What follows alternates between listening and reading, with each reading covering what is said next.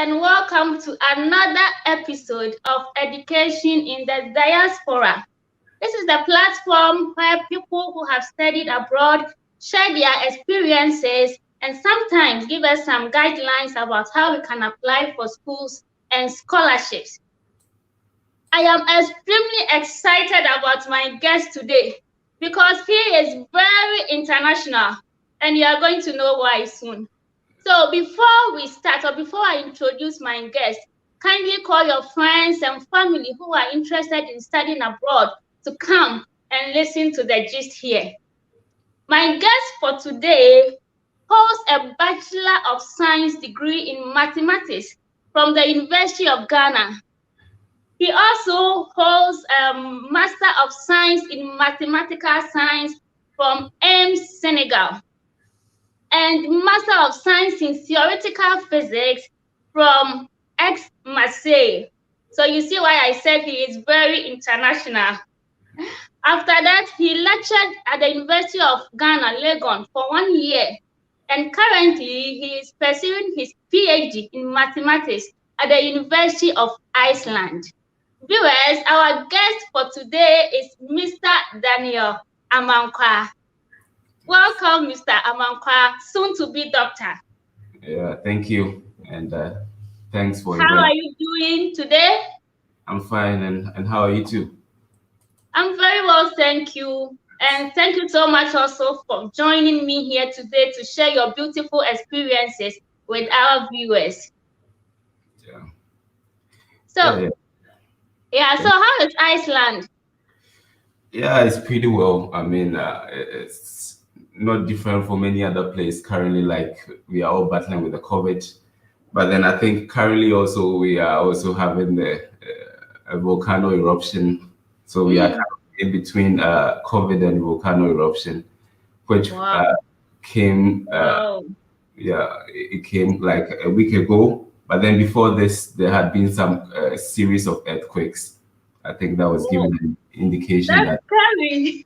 Yeah. So how are you coping with all that?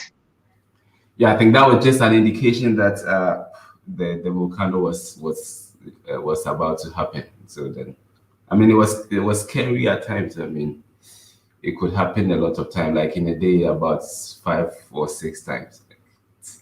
Wow. Yeah. Aside that, the extreme weather conditions and all that. But it's like you are stuck in between ice and fire, right? Yeah. I mean, that's the name. That's the name of the country. A country of fire and ice. Yeah, sure. I'm sure you are going to tell us a lot about Iceland today. Yeah, hopefully. By the way, so why did you choose to study in Iceland? Why not UK, Australia, Canada? I mean, the English-speaking countries. Why Iceland? Yeah, well, I wouldn't say I chose to study in Iceland. I think normally when we are completing our masters, we try to do as many applications as possible. And then from experience, I normally choose the application based on the project related to what I did in my masters, I think. So, I mean, after I've gotten such a list, that is when I'll think about the country. So, after my master's in France, I think I secured about two PhDs, one in Czech Republic and the other in Turkey also. I think for some reasons, ranging from visa and then some preferential issues, I kind of lost all of them. So I came back to Ghana, and fortunately, I had a position to work as a lecturer. And then it was through this period I tried to do other set of applications, and this was what I had. I mean, it wasn't a choice of a country, but then I happened to be here, and I like it. Yeah. Yeah. So far, how has the experience been like? Are you enjoying your stay there, or sometimes you do have regrets? No, I think it's. I mean, if I had gotten these, the Czech and the two I had previously, and then this at the same time, of course, I would have chosen this because it was a better offer, good money, of course. I mean, good money. I like that. Yeah, and it's good. I mean, maybe Iceland is one of the safest place you can be on earth, I think. Yeah. Okay. So, how did you find the school? Was it recommended to you by someone, or you have to search for the school yourself?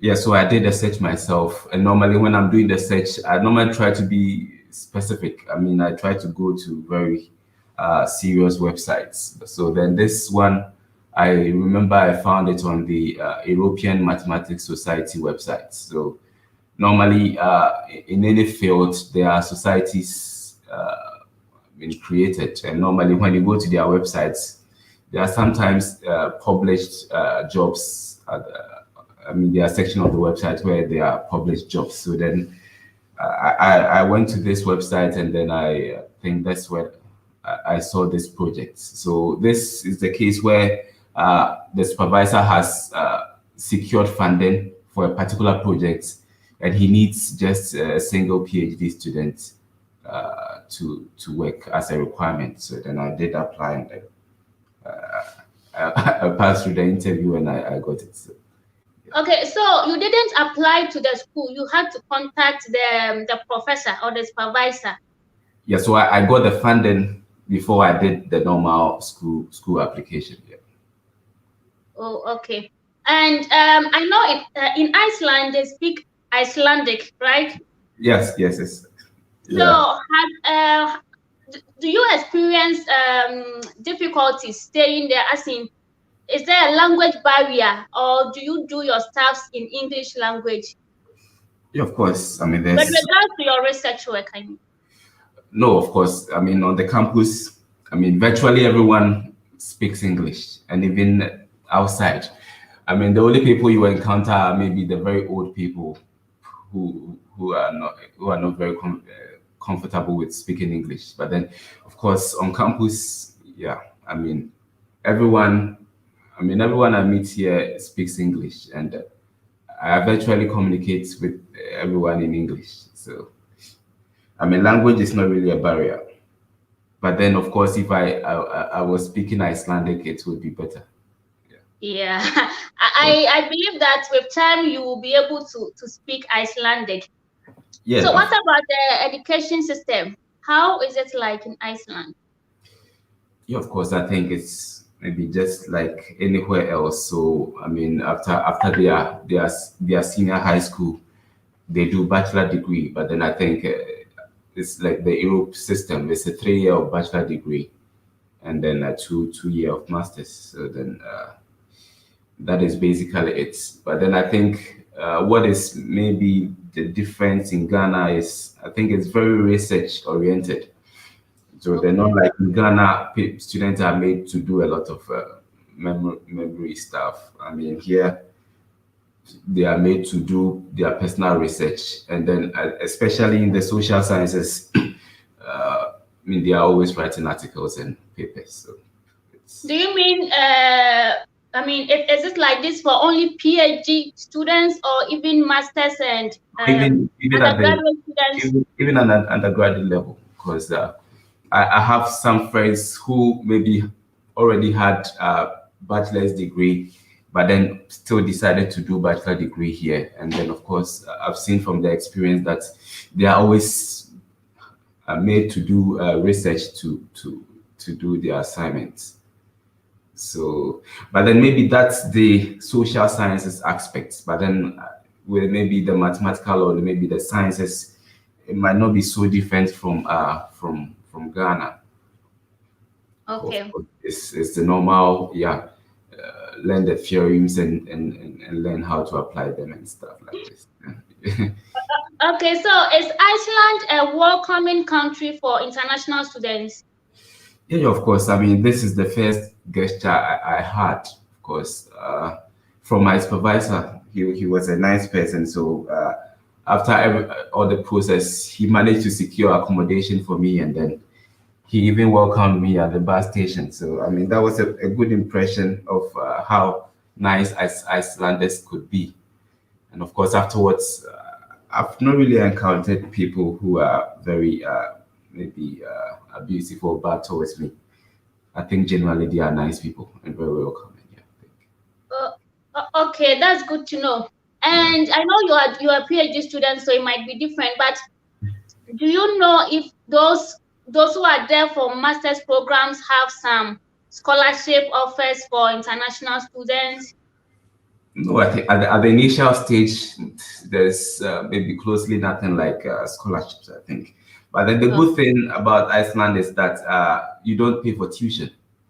okay. You don't pay for tuition, and you only pay for registration, which is like closely $600 for academic year. Oh, okay. I Yeah, think that's which is maybe that's okay. lesser than school fees in Ghana, maybe. Yeah. And what's the cost of living there? Yeah, so that's the issue. Yeah, the issue it's relatively high, but As then compared to Ghana, right? yeah, of course, way high. I mean, anything you can get in Ghana, maybe you would have to multiply by say 15 or 10 here in Hmm. Iceland. Yeah, sure. Yeah, so it's high. It's high. But then I think there are some benefits a student could get. Maybe, for instance, with respect to accommodation, Mm-hmm.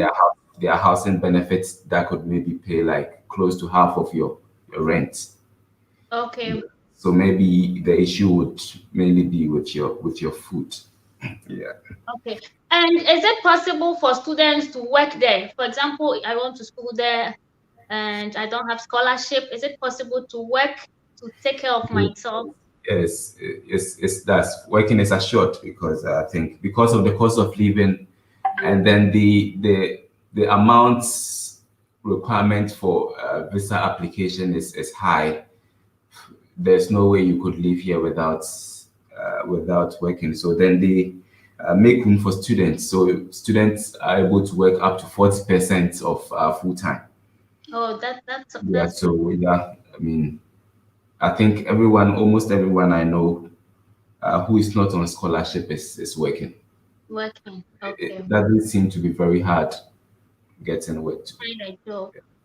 So Okay. then what you normally have to do is to get the job. Here you have to get a work permit before you start working. I think maybe that's everywhere. So you have to get an employment contract from an employer, and you use that to process your work permits. And then I mean, Even as a student, you need a yeah, work permit before you can work. yeah, Okay. yeah, you need a work permit. Yeah, I mean, strictly, if you want to go strictly, I mean, some, you really want to go strictly, then you would have to get the work permit document before Work. Okay. you start working. Yeah. Wow. Okay, we remind our viewers that they can leave their comments here for us to read to Mr. Amankwah. Whatever you want to know about studying in Iceland, you can write it in the comment section and I will ask Mr. Amankwah to answer all those questions for you. Yeah. Okay. So, I mean, you're already international, so I don't think it was very difficult for you to immerse yourself in the system. But I know that staying in France, staying in Senegal may be different from Iceland. So could you tell us some of the challenges you faced when you go to Iceland?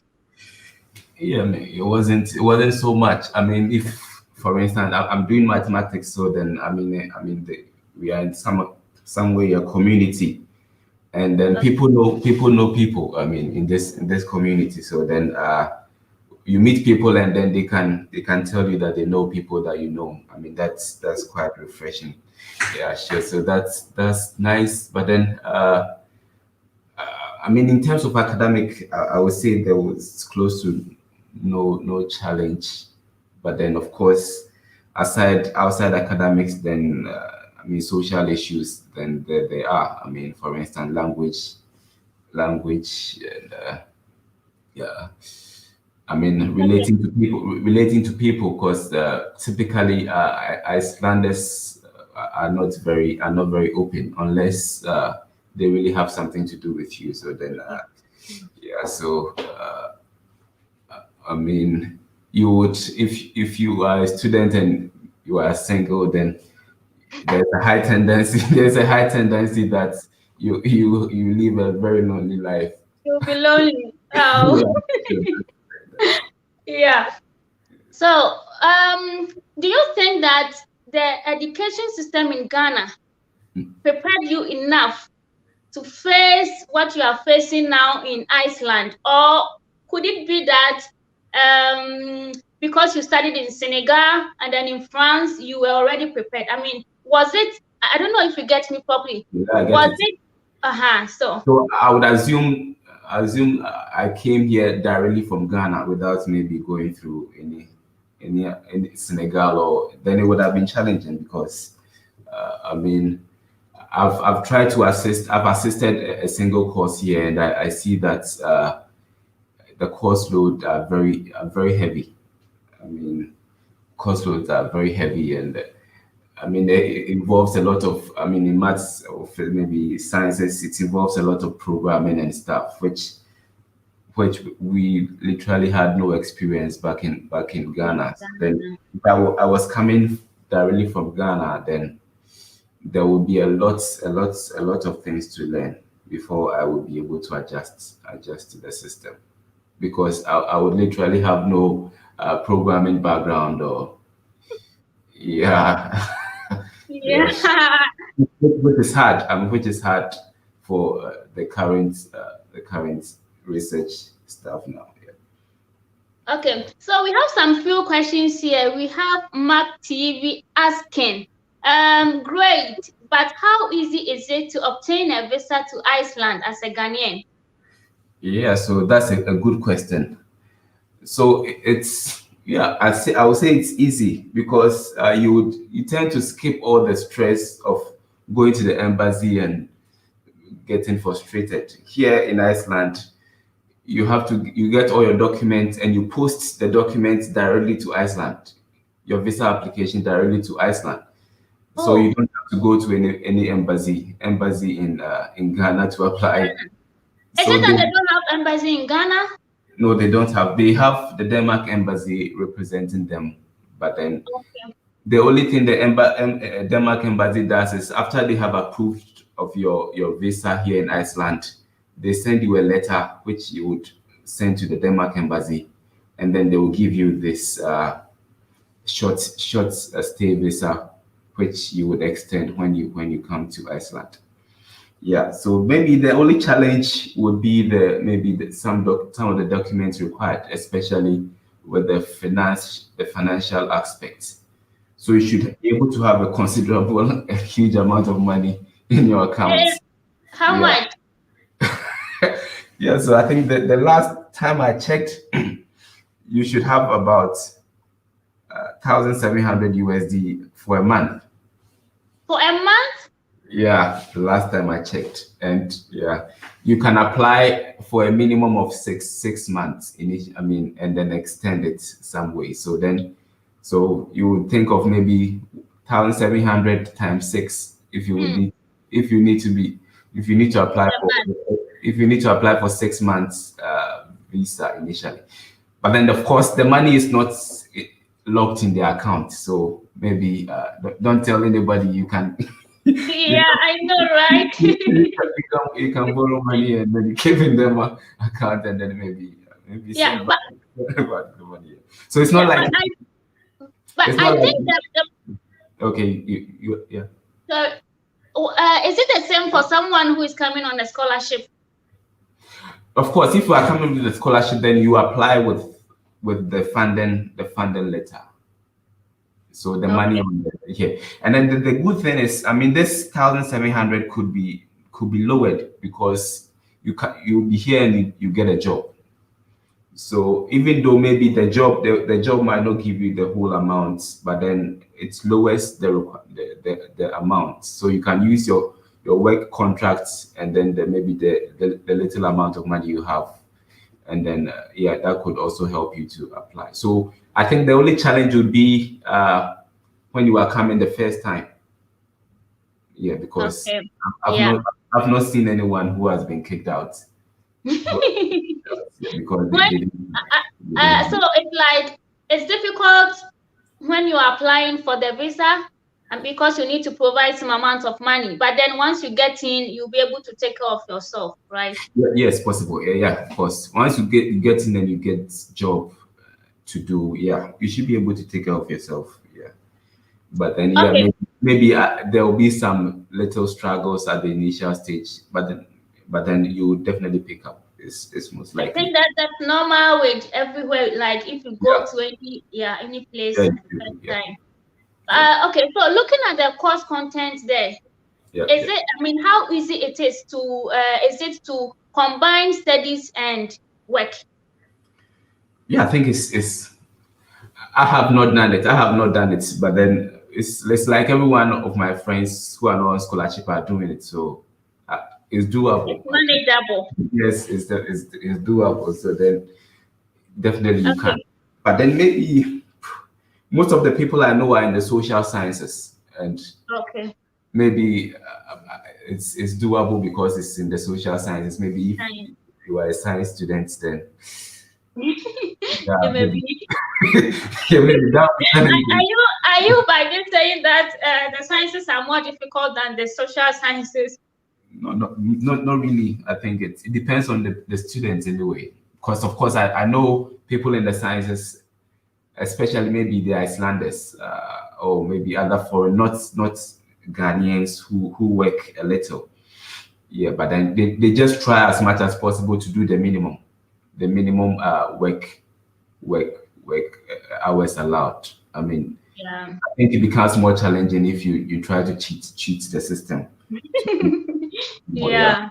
because of course there is a reason why they say you should do 40% of Yeah, so that you will be able to concentrate on your studies, which is the reason why you are in the country in the first place. definitely. And yeah, I mean, for you to even renew your permits and then even to get to stay in the student apartment, you have to prove that you've done some amount of credit hours. Yeah. So if you don't meet such credit hours, you could be sucked out from the student apartment, uh, Mm-hmm. or you will not be granted the permit at all. So The yeah, permit. yeah. Okay. So yeah, Okay. you have to So, do it enough. Yeah. okay. Okay, let me ask this. Do you need to be a super brilliant student, like first class student, to be accepted, like before you can be accepted in the Icelandic schools? No, I don't think so. Because I'm not super bright. I know you are. Yeah, yeah, super bright. Okay. Yeah, but yeah, they don't really indicate minimum or the minimum class you should have to get. I think normally they need a specific number of students on any particular course, and of course, if they receive the application, of course they choose the best. So then, of course, you could get a second class lower and get a course to do. Yeah, Okay. yeah, it's That possible. Yeah. okay. That's good to know. Yeah, but then I Okay. think one Mhm. other challenge with the application is you have to meet language requirements. Yeah. So What do you mean by language requirements? Is it English language or their language? yes, they I mean on their it's very weird. On their websites, they claim that if you are coming from an English speaking country, then you are exempted from this language requirement, but then Ghana is not included as such. So you need to get either a TOEFL or an IELTS test done. Oh, okay. Yeah, and I think for the minimum I've seen for TOEFL is 79, and for IELTS is like 6.5 or something. Okay. Yeah. So, I mean, coming from an English speaking country is not enough. You need to write an exam to prove that you Yeah. can So follow courses in English. yeah, I mean, I was maybe fortunate to get an exemption because they assumed that if I manage to study in France, then I should be able to decipher between English and other. But I had, Yeah.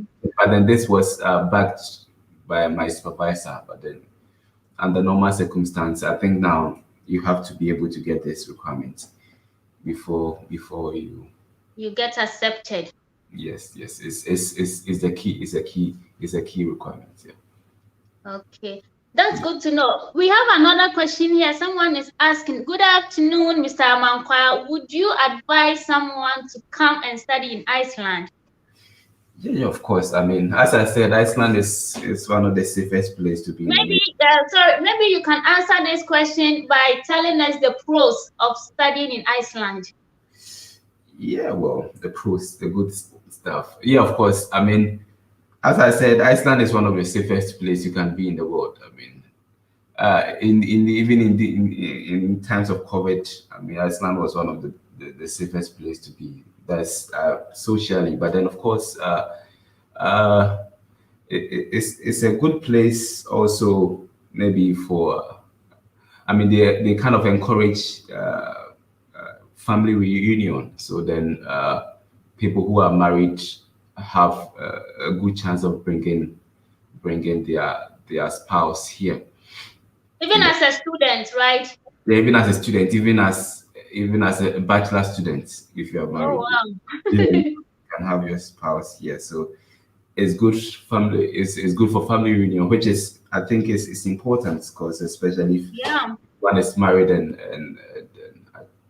has the spouse somewhere else, some way somehow it kind of affects academics. So then it's good.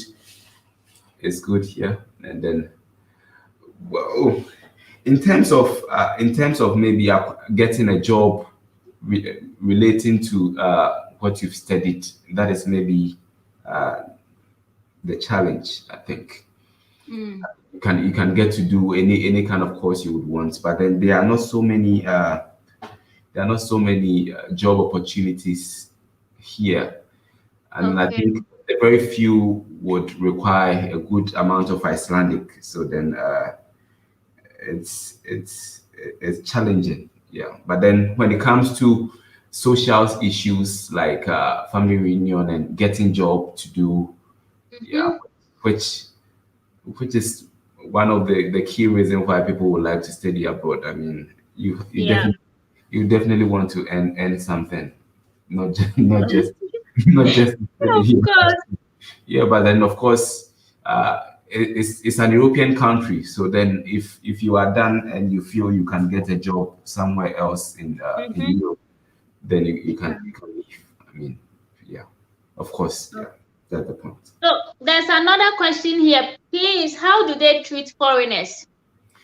Yeah, so I think I've emphasized You, on this. Yeah, yes, you so, but then mentioned I that. think generally they are nice, but then once I mean they have something to do with you. But then that doesn't mean that if they don't have anything to do with you, they kind of They won't talk to you. are sure. I mean, they are generally quiet people. I think that is what I observe. They are generally quiet people. It's not that they dislike people. They are generally quiet. So then, I mean, if you are the kind who is very sociable, then I think it will be good. I mean, because yeah, Okay. once they become comfortable with you, I think that's it. So they treat people. I've not received any uh, abuse, and I think Maltreatment. throughout my stay in Europe, I think maybe this is the best place. Better than France? Yeah, definitely the best place in terms of human contacts, human relations. Yeah, I think. Wow. Yeah, I think so. Okay. So, have you experienced any cultural shock so far? Yeah, yeah, of course, and especially I arrived here in December. I think the main cultural shock is the weather. I arrived here in December, and then it was winter time, and it's virtually dark throughout the whole day. So Wow.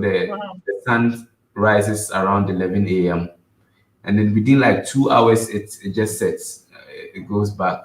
So then you have like about 1 to 2 hours of sunshine in the whole day, and it can be, it was depressing. It can be very depressing. Yeah, I sure. can imagine. Yeah, so it's the weather, and then yeah, of course, the one cultural shock is how nice they are also. Because I think at least expected this. And, yeah. Okay. So apart from the weather, what are the other cons? Yeah, sure. The cons there. Well, I wouldn't have to. I can't really mention so much. I mean, the cons, of course, I said limited job. I mean, you can have work to do, yes, but then not maybe what you dreamt of having to do. Maybe Mm-hmm. you can get work to do in the grocery shops and other menial jobs. Yeah, which pays equally as good as any other job. I mean, that's the good thing here living in Iceland. So in Iceland, I mean, the car that a minister can afford, the cleaner could also afford. So Mm. that's it. So, but then the con is that you would not maybe get the job that you dreamt of having. Of Yeah, doing. uh, Mm. but of course, if you're after the money, yeah, that's the most important thing. You get it. Then, yeah, yeah, sure. Okay, okay, so um, out of 10, how would you rate your stay in Iceland? Yeah, I mean, of course, initially when I came as a single, maybe not single, but then when I came alone, then I would rate it as say 6 or so. But then, yeah, now I would rate it like 9 Wow. because I have my family. Yeah, sure. So Okay, so the family factor has added 3 more points, right? yeah, definitely, it's yeah, it's a boost, of course. I mean, you don't have to think uh, of what's happening at home, or maybe think of maybe traveling back to Ghana very any soon, of course. Yeah. Yeah, yeah, and Wow. then yeah, it's good. I mean, also my supervisor is maybe the best I could ever have, because he Mm-hmm. supports a lot, and then I mean, he virtually never complains. Sometimes I think maybe he's been too nice. To you. Mm. I don't know. I don't know what it, That's really good to know because I mean, being in a foreign land, if you have a supervisor who is also very tough, I can imagine how stressful it will be. yeah, and I think I mean one thing also of getting a scholarship from a professor, that's one advantage, because I mean he has some requirements on this funding that the students should finish within these times and all that. So he is able to support you and assist you the best possible way. Of course, it is to his credit also. So that's Yeah, one benefit of getting funding from directly from a from a supervisor. supervisor. In other cases, then you could be stressed. Yeah, but then Okay. Well, Mr. Daniel Amankwah, I'm really enjoying this conversation, but yeah, our time is fast spent. So I will let you give your final words to our viewers, people like there are students in Ghana, in Nigeria, who yeah. want to study in Iceland. What would you tell them? Yeah, of course. I think I would encourage people to come and study in Iceland. Yeah, sure. I mean, it's the best place you can be. Maybe there's limitation on maybe the courses you would want to do, but then I think there's provision for this. You come and then you can spend maybe 1 to 2 years learning Icelandic. That is, if you really want to take a course that. And I think one good thing here living in Iceland is the longer you've stayed here, the better for you. So that is why I said that people that I know had done bachelor degree even come start with another bachelor degree, because I think you can meet the requirement for permanent residence if you've stayed here at a minimum of 4 years, I think. So yeah, if you are not, you can tend to get to study the language maybe within 2 years, and then you get comfortable, and then you can choose the very best of courses. Yeah, because I mean, you wouldn't like to just study any course which will not earn you anything. So then, I mean, it's best you study the language, and then you get the best of courses, and then yeah, so it's good. I mean, I think I've outlined quite some factors. There's no tuition fee. The only Yeah. struggle is with uh, the minimum requirement you should have in your account, which I think, I mean, if you have people who would support you, they just get Yeah. money into your account, and then they can get their monies We will back. say this back door. Yeah, so I hope that I don't get. We will share the secret back door. Yeah, so, yeah. I hope Okay, somebody. so I mean, from this, from what you said, it means for the bachelor's, it's done in their language, right? In Icelandic. Yeah, I think almost. So actually, there are like about the whole country. There are about 7 universities. And then I think there are Wow.